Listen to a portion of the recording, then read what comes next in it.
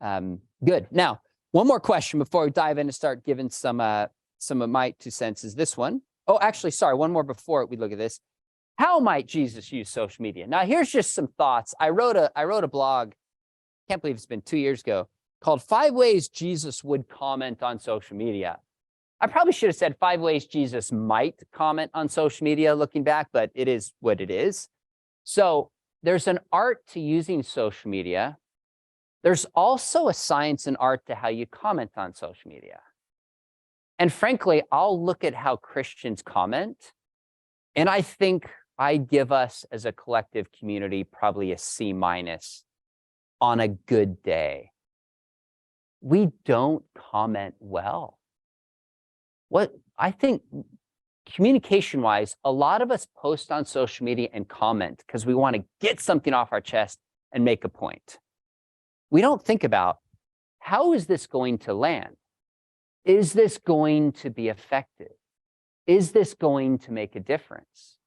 We communicate what makes us feel good rather than thinking about, who is this person? What message does this send?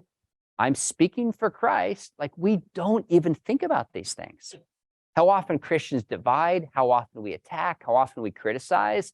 It's somewhat embarrassing. It's the exception to find a Christian who comments well.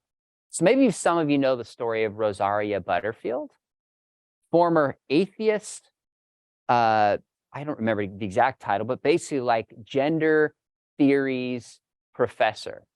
And she wrote an analysis of Promise Keepers. And at this point, I think maybe it was in the 90s when she wrote it, early 2000s, letters from Christians were just attacking and critical. Nobody wants to receive that. One pastor wrote a letter and basically said, this is really interesting. For somebody who's a Christian to see how you view us was helpful. Do you mind if I just ask you a couple questions? And she's like, most letters went in the trash. I didn't know what to do with that. So I placed it, and then can't remember how long it was, maybe it was months later, contacted that pastor.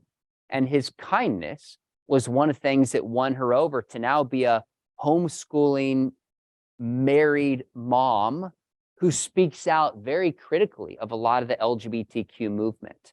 It started not with an attack, not with criticism, but a question and with kindness.